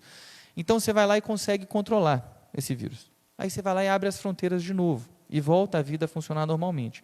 Aí o vírus é reintroduzido na população. E a gente conseguiu evitar que todo mundo tivesse o problema. O vírus é reintroduzido, o ciclo começa de novo. Então, nós vamos ter que ter vai ser um problema, porque nós vamos ter que ter medidas de restrição de fluxo das pessoas que vão se esticar por longos períodos. A dinâmica social e econômica, né, do planeta está irremediavelmente transformada por esse problema por um período que é difícil prever. A Austrália, um país ultra conectado, fechamento de voos internacionais do país inteiro. Não tem entrada e saída de estrangeiro, de australiano ou estrangeiro. Quem estava fora não vai poder voltar e quem está dentro não vai poder sair. É uma coisa maluca o que está acontecendo ali. Então, enfim, vamos prosseguir. Vamos prosseguir aqui, que a pergunta do Paulo é bem extensa, mas o Paulo Mariante foi, até poucas semanas, presidente do Conselho Municipal de Saúde, né? Entende muito aqui, vou fazer a pergunta inteira e juntar com a pergunta do Magrão, que é nosso companheiro, colega aqui da Unicamp. A pergunta do Paulo é a seguinte: é evidente que a prevenção é fundamental, por isso é fundamental que a comunicação governamental sobre a epidemia melhore. Mas, pela perspectiva que temos de contaminação, haverá necessidade de uma ampliação monumental de nossa rede de urgência e emergência, pois se isso não ocorrer, a perspectiva é de um número muito grande de mortes, que poderiam ser evitadas com uma atenção adequada. Se você concorda com essa necessidade, especialmente em relação às UTIs. E, por outro lado, equipamentos que não funcionam sozinhos e que precisamos de trabalhadores e trabalhadoras de saúde, da saúde, inclusive médicos. Se não haveria necessidade de contratação emergencial de servidores na saúde, se for o caso, através do regime de empregados públicos, evitando-se a maldita terceirização, esse é o Paulo Mariante. Já não bastaram os desastres da SPDM e Vitale no Hospital Ouro Verde, né? E o Magrão pergunta o seguinte, né? Como seria uma fusão entre hospitais públicos e privados em Campinas e região? Se já está previsto alguma proposta. E aí eu emendo, Pedro, com a questão a respeito do nosso HC aqui da Unicamp e do sistema aqui, digamos, regional, né, de saúde. Se isso funciona, não funciona, que você poderia dizer para a gente a respeito disso?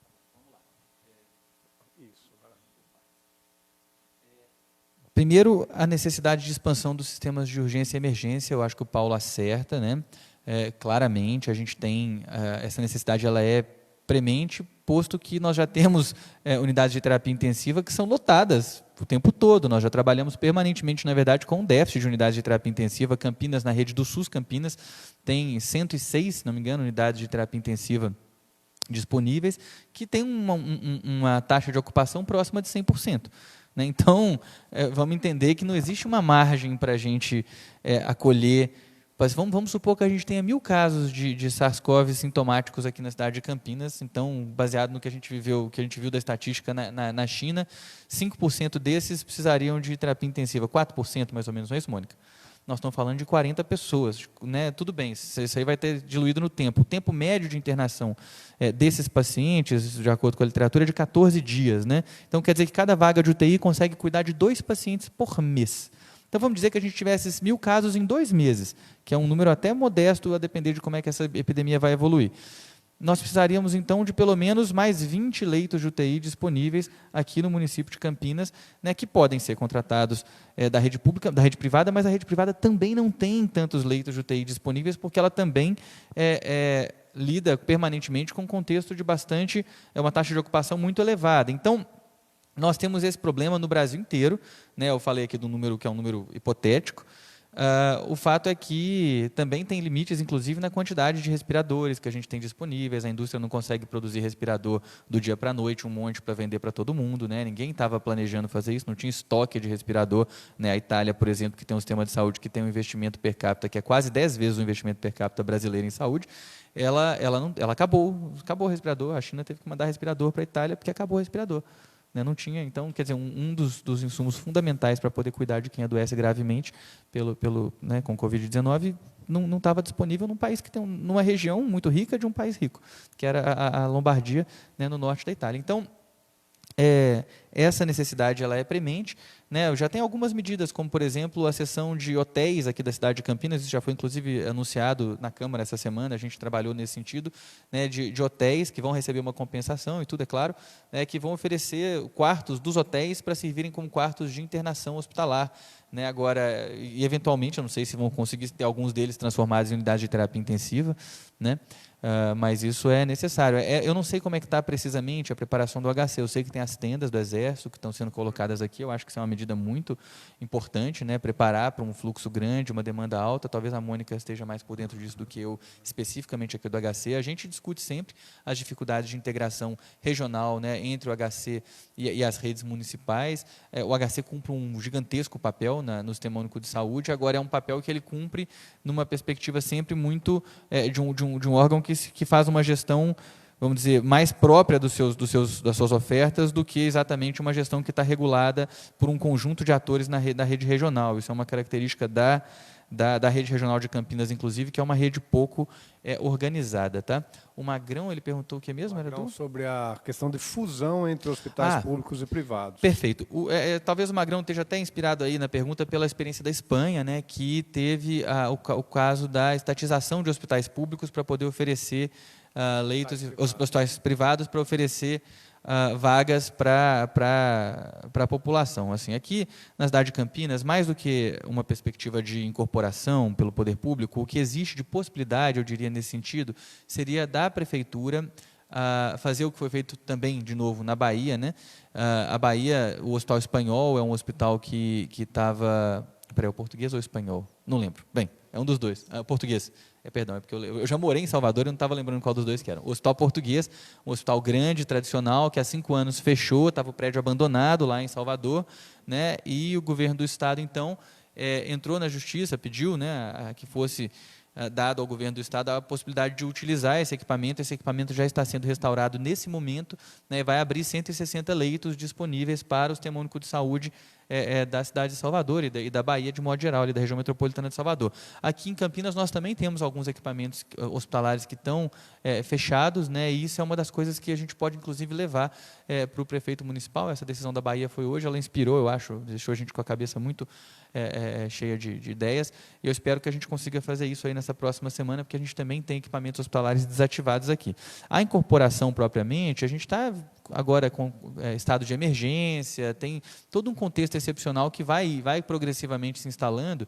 Pode até acontecer, mas pelo que eu entendo, o setor privado também não desfruta de uma quantidade tão satisfatória de leito por usuário, então o setor privado também vai ficar até aqui, né? Então, a perspectiva é que o setor privado vai vivenciar exatamente os mesmos problemas do setor público do ponto de vista de oferta de leitos, um pouco menos agudo, evidentemente, né? Mas também uma sobrecarga se a gente não tiver as ações de contenção melhor estruturadas, né? Isso tudo que nós estamos falando já são ações de mitigação, e eu ouso dizer que eu duvido que ações de mitigação, no caso do SARS-CoV-2, em qualquer contexto de transmissão descontrolada do vírus, etc., sejam suficientes. Eu acho muito improvável, pelo menos se a gente for reproduzir o que aconteceu em outros países do mundo. Tá?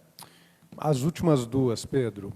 O Alessio pergunta sobre quando que a pessoa vai procurar o serviço de saúde, o serviço público de saúde, né? Sintomas, como é que é isso? E a Emília Rutkovski, nossa grande querida companheira aqui, amiga, professora aqui da Faculdade de Engenharia Civil, Arquitetura e Urbanismo, pergunta sobre os agentes de transmissão, se os pets, né, se os bichinhos de estimação são agentes de transmissão ou não. Bem, muito, muito bom essa pergunta vinda da Emília, né? Quem conhece a Emília sabe que ela nunca está sem seu cachorrinho junto. Bem, vamos começar aqui com a pergunta do Alessio. Eu até esqueci, eu ri da Emília. O que foi do? O Alessio é sobre os sintomas para procurar o serviço Perfeito. de saúde. Alessio, é o seguinte, essa é uma pergunta boa, porque, feito a Mônica falou, existe um espectro de manifestação bastante amplo, né, que pode acontecer. Uma parcela imensa dos pacientes que tem contato com o SARS-CoV-2 não vai, inclusive, manifestar nenhum sintoma, embora possa transmitir a doença, o que é um grande problema, né? Alguns vão manifestar sintomas muito leves, sintomas de um quadro gripal leve, com coriza, um pouco de mialgia, cefaleia, dor de cabeça, dor no corpo, né? Outros vão apresentar casos mais exuberantes, com tosse intensa, com febre, né? Via de regra, para esses casos mais leves, a orientação é, como a gente tem a expectativa de ter muitos casos com esse perfil, a expectativa é de que, se o quadro é leve, não se deve procurar um serviço de saúde, mas sim permanecer em casa, aguardando a evolução do caso, né? Se você tem o principal sintoma que deve levar a pessoa ao serviço de saúde é a dispneia. Não sei se a Mônica concorda comigo aqui, é falta de ar. Dispneia, estou falando aqui, esquecendo que, né, é falta de ar. A falta de ar é o sintoma mais, vamos dizer, alarmante, é o sinal de alarme mais importante, né? Quadros de febre muito exuberante, com comprometimento de estado geral muito intenso, também eu diria que são contextos em que o usuário pode sim ir ao serviço de saúde, buscar assistência, porque a pessoa não precisa também ficar se acabando muitas vezes quando, né, em casa, com 40 graus de febre, que não baixa e tudo mais, que podem ser indicativos de um quadro com uma evolução mais desfavorável. Mas, indiscutivelmente, o que é mais importante, né, e que deve levar as pessoas imediatamente ao serviço de saúde, seja qual for a intensidade dessa falta de ar, é a falta de ar. Tá? Não é uma falta de ar leve, se transforma numa falta de ar intensa e num quadro que exige assistência ventilatória e um quadro muito grave, não pode acontecer numa questão de minutos ou horas, então a gente não deve ficar com falta de ar em casa sob hipótese alguma. Tá? Eu diria isso para o Alessio, se a Mônica disser que eu estou correto aqui, eu fico mais feliz ainda.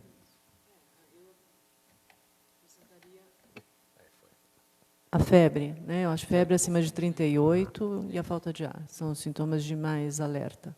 Perfeito. E aí, a questão dos pets, né? É interessante essa história dos pets, viu, Emília? A gente tem um monte de pesquisa sendo produzida, né? Acho que as pessoas têm uma profusão de papers sendo publicados. Teve uns 2 casos, uns 2 relatos, na verdade, só 2, de cães que testaram positivo para o SARS-CoV-2.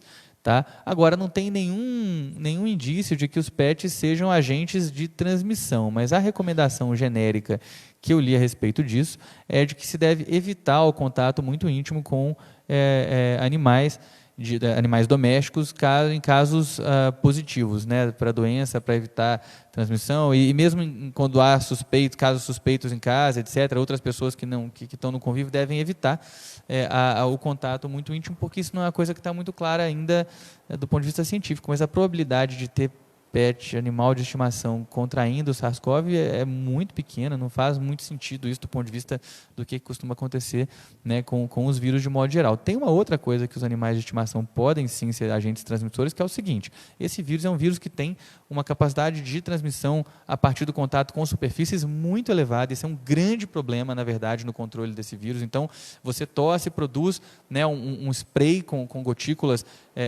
líquidas que são contaminadas pelo vírus, que vão se acumular nas superfícies. Essas superfícies passam a ser espaços que, no caso de você tocar essas superfícies e levar as suas mãos a olhos, nariz, boca, etc., você pode contrair o vírus. Em cada superfície tem vários estudos que falam do tempo de duração do vírus com viabilidade para infectar as pessoas por períodos distintos, né, a depender da superfície e tudo mais.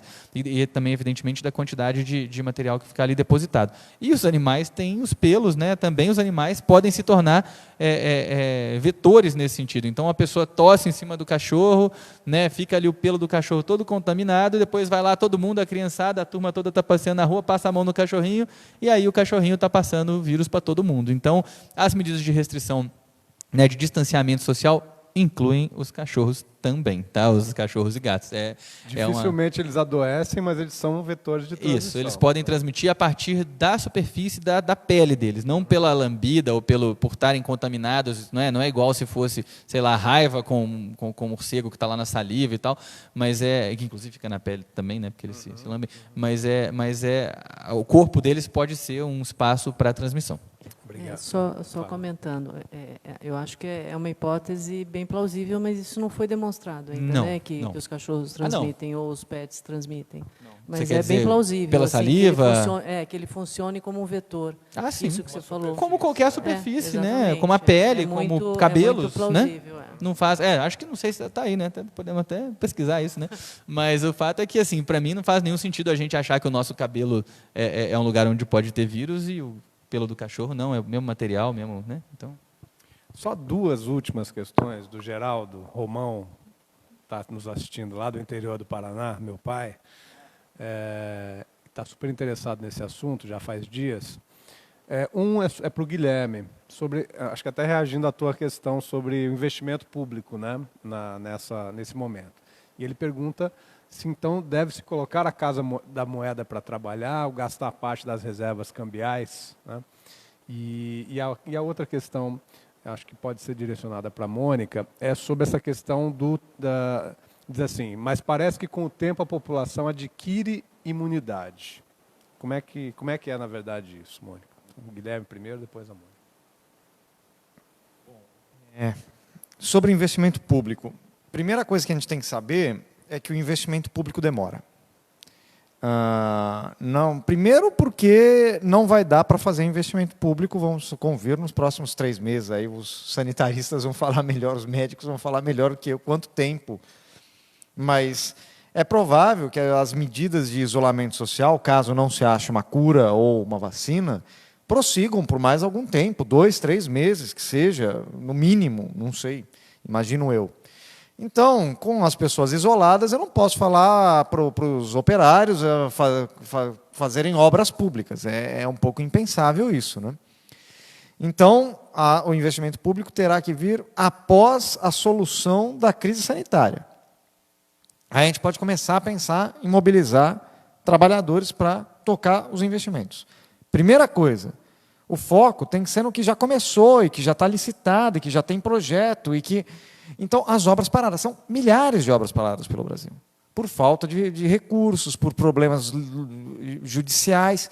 Isso precisa ser resolvido muito rapidamente e você, logo que for possível, começar a retomar essas obras imediatamente. Como você não vai ter mais meta de primário, você pode colocar isso, um planejamento, já uma verba no crédito extraordinário que você vai pedir para o Congresso, já planejando que você vai ter que retomar daqui 3, 4 meses essas obras paradas. E, a partir daí, começar a planejar novas obras, fazer projetos, licitações, etc., que levam tempo, mas que precisa ser começar feito hoje, para que daqui no final do ano ela comece, entendeu? E isso eu vejo nenhuma preocupação no governo, porque os governos, desde 2016, eles vêm o quê? Reduzindo o investimento público, até basicamente está em zero o investimento público hoje em dia. Está muito baixo, está no menor nível da história. E isso é muito preocupante, porque o investimento público não é uma coisa que sai da vontade. Precisa ter engenheiro, precisa ter executor, precisa ter planejamento. Então, como você foi desconstruindo os mecanismos de planejamento, fica muito difícil. E a pergunta, acho que do seu pai é isso, é como financiar. Bom, atualmente não tem a menor sombra de dúvida que o instrumento de financiamento do gasto público em geral, inclusive o financiamento, é um só. Emissão de dívida pública ou emissão de moeda monetária, mas não existe emissão monetária, é proibido para financiar gasto. Então, você emite dívida pública, dá na mesma. No fundo, é emitir dívida pública. Aí você vai falar, mas não tem um limite? Não. Na literatura econômica não existe nenhum limite. Eu já aponto em 250. Mas isso não pode gerar problema, o mercado não pode ficar desconfiado. Bom, o mundo inteiro vai estar emitindo dívida pública. Então, por que eles vão desconfiar da gente, não da Argentina e não do Chile, que vai emitir 10% a mais de dívida? Então, é um momento que a gente tem que se preocupar pouco com isso. Aí você vai falar, mas como assim? Se emite a dívida ou emite a moeda, isso não vai gerar inflação? Não, não vai gerar inflação. Porque simplesmente não tem demanda, não tem quem compra, não tem quem venda. Vou repetir, os Estados Unidos acabaram de emitir, há poucos dias atrás, 1,5 trilhões de dólares. Está tendo inflação nos Estados Unidos? Não. Isso é um nó na cabeça das pessoas, porque as pessoas acham que moeda, dinheiro é que nem banana, né? Se tem muita banana no mercado, o preço da banana cai. Se tem pouca banana no mercado, o preço da banana sobe. Não, não é assim que funciona a moeda, porque ninguém faz estoque de banana, mas as pessoas fazem estoque de moeda, entendeu? Então você vai emitindo moeda, jogando lá, o que as pessoas fazem? Elas pegam essa moeda e guardam. Essa moeda não fica circulando o tempo todo, porque as pessoas estão com medo, certo? Então tem o que a gente chama, nós economistas chamamos de preferência pela liquidez. Elas preferem ficar líquidas, elas preferem ficar com dinheiro. E isso não vai gerar inflação. Então, primeiro momento, emissão monetária. Agora, como eu disse, emissão monetária, emissão de dívida. Agora, como eu disse, assim que passar a crise, o mercado financeiro, como já foi em 2008, que é muito curioso, o governo emite dinheiro, salva o mercado financeiro, ufa, agora eu estou salvo. Aí ele olha e fala, você está endividado, hein? Sim, ele se endividou para salvar você. Mas agora é hora de se desendividar, porque eu não confio em você endividado assim, né? E aí o mercado financeiro vai fazer uma enorme pressão para o governo cortar gastos. Cortar gastos sociais, cortar gastos com saúde, cortar gastos... Como se a crise tivesse passado, se você não tivesse nenhum resquício, e nenhum... né? E por isso que, nesse momento, o governo vai precisar pensar em como ele vai se financiar a longo prazo. E, para isso, você vai ter que ter duas coisas. Uma regra fiscal de crescimento do gastos compatível com a necessidade de investimento, não sei o quê, mas também com a necessidade de você não perder o controle, no sentido de você conseguir planejar que no futuro, no longo prazo, a dívida vai se estabilizar, vai parar de crescer. Uma grande vantagem, parênteses, a dívida não está custando nada. Hoje em dia, o juros está lá embaixo. Então, também, se emite dívida, tem país que emite dívida e um ano depois recebe mais dinheiro do que emitiu. Então, é uma grande vantagem no momento de juros baixos, né? Segunda coisa, você vai ter que pensar em uma reforma tributária. Porque, por um lado, você vai ter que colocar uma regra de gasto mais flexível que a atual, mais anticíclica, que permite aumento do investimento, o gasto em saúde, etc. Por outro lado, você vai precisar recompor a arrecadação do governo. Só que não dá para recompor a arrecadação do governo como a gente faz hoje, cobrando de pobre. Até porque o pobre vai estar desempregado, ele vai... Entendeu? Então, você vai ter que repensar a estrutura tributária para, finalmente, no Brasil, se cobrar imposto de rico, que rico não paga imposto. Né? Então, eu acho que são essas duas coisas. No momento emergencial, é dívida, é emissão, não tem jeito. O Blanchard, que é o macroeconomista do FMI, ex-presidente, ex-diretor, economista-chefe do FMI, ele falava assim, do wherever it takes. Ele falava assim, dê dinheiro para a saúde, faça o que for preciso. Dê dinheiro para as famílias, faça o que for preciso. O que for preciso é o que for preciso. Entendeu? Não é assim, mas... E o mundo está começando a perceber isso, a gente tem que perceber isso no Brasil. E aí, no médio e longo prazo, criar uma regra fiscal e uma estrutura tributária que vá estabilizar essa dívida e criar uma perspectiva até dela cair com a retomada da economia. É isso. Obrigado, Guilherme. Mônica, sobre as imunizações. Sobre a imunidade das pessoas ao longo do tempo. Eu acho que ainda não tem muito dado. Assim, claro, a gente tem uma imensa população que está sobrevivendo e está ficando imunizada e provavelmente, pelo menos por algum tempo, não vai ter a infecção de imediato, mas, pelo que eu li, já tem alguns casos de uma reinfecção. A pessoa sobreviveu, negativou o teste e, depois de algum tempo, positivou novamente. Eu vi um caso da Itália, um caso na China. Então, a gente não tem esse dado. Não, mas positivaram novamente. Então, ainda não tem um tempo suficiente para saber se a imunidade é duradoura ou não. Né? Mas eu acho que...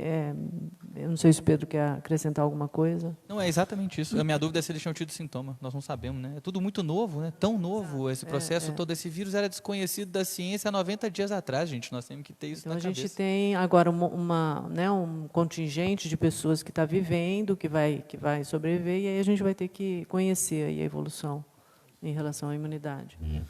Obrigado, Mônica. Pedro, vou te dar a oportunidade de fazer a última fala, que está sobre a pergunta da Ana Paula Arias. Ela diz o seguinte, hoje o Ministério da Saúde, é a última, nós estamos fechando. Hoje o Ministério da Saúde anunciou que as pessoas com quadro gripal deverão procurar os centros de saúde como porta de entrada preferencialmente, e que as orientações seriam afastamento de 14 dias ao paciente e aos contaminantes, ou seja, as pessoas da família teriam atestados médicos também de 14 dias. Quais seriam as implicações para o controle dos casos e se você acha viável essa ação? Veja, eu vi esse informe agora à tarde, ele foi feito de forma um pouco confusa, na verdade, né, porque até então existia uma orientação de que as pessoas não procurassem os serviços de saúde, aí agora tem essa orientação sobre o afastamento. Isso, evidentemente, é uma tentativa de produzir o isolamento das pessoas sem que você precisasse ter a especificidade da testagem e da caracterização se de fato é por SARS-CoV-2. Né? Isso é um problema. A gente tem muita testagem agora que está dando influenza A e influenza B. Né? De qualquer maneira, existe a orientação da restrição né, do distanciamento social que deve ser seguida por todo mundo, independente de estar positivo ou não. Né? Por exemplo, a Argentina acabou de decretar a quarentena total a partir da meia-noite de hoje. A Argentina já tinha fechado as fronteiras e agora decretou quarentena total. O exército vai estar na rua, as pessoas só vão poder sair de casa, vai ter só o supermercado aberto. Mesma coisa da Itália, né, e as pessoas, vai ter exército na rua e polícia para assegurar que isso aconteça. Isso foi anunciado agora, há alguns minutos. Né?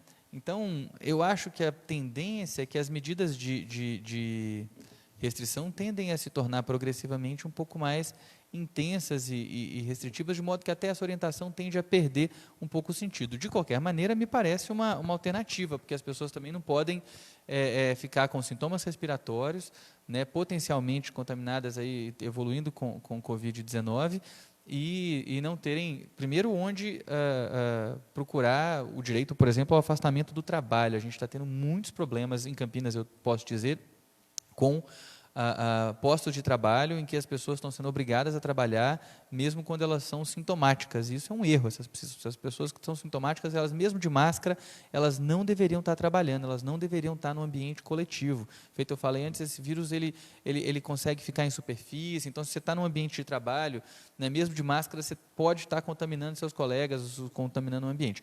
Então, eu acho pertinente e acho adequado que as famílias também fiquem isoladas. Né?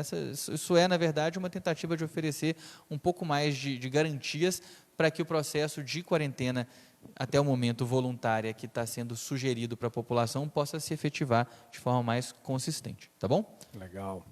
Pedro, queria agradecer novamente a tua presença aqui, a tua disponibilidade. É um prazer. Mônica também, Guilherme.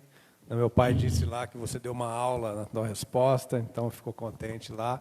E eu queria terminar, então, esse nosso debate. Nós estamos programando um terceiro debate para a próxima segunda-feira, às 10 da manhã. A gente não sabe exatamente se a gente vai ter medidas de restrição maiores. A do Unicamp está fechada, né? A do Unicamp, que é um sindicato financiado, sustentado pelos professores e professoras da Unicamp, né? Mas nós temos muita vontade de continuar essa ação aqui, porque acho que tem sido muito interessante para nós, o retorno que a gente tem tido também tem sido muito positivo, né? Então fiquem atentos e atentas, né? Curtam aí a nossa página no Facebook e logo mais, acho que amanhã cedo, deve estar esse debate também na interface do YouTube, né? E acompanhem também, e peço especialmente aos nossos colegas da Unicamp, né, que acompanhem também os nossos comunicados, né? Nós temos que ficar muito próximos nesse momento, porque a gente sabe também, né, Guilherme, que os sindicatos são fundamentais, sobretudo nesse momento de crise, porque as perspectivas, aí, o que tem sido apontado por uma parte dos governos, são perspectivas não só de enfraquecimento dos sindicatos, que a gente veio sofrendo isso ao longo desse ano que passou, né? Mas também de medidas muito complicadas, sobretudo essas que dizem respeito à diminuição salarial, né, e assim por diante, né? Medidas equivocadas que não vão resolver essa crise, mas que vão trazer muito problema para as pessoas, para os servidores públicos e para a população em geral. Então, ficamos por aqui. Eu queria agradecer a Paula, que está monitorando essa câmera aqui, o Fernando, que está lá em cima e coordenando toda essa transmissão, e esperamos que a gente possa se encontrar numa próxima oportunidade. Boa noite e um bom final de semana a partir de amanhã. Tchau, tchau.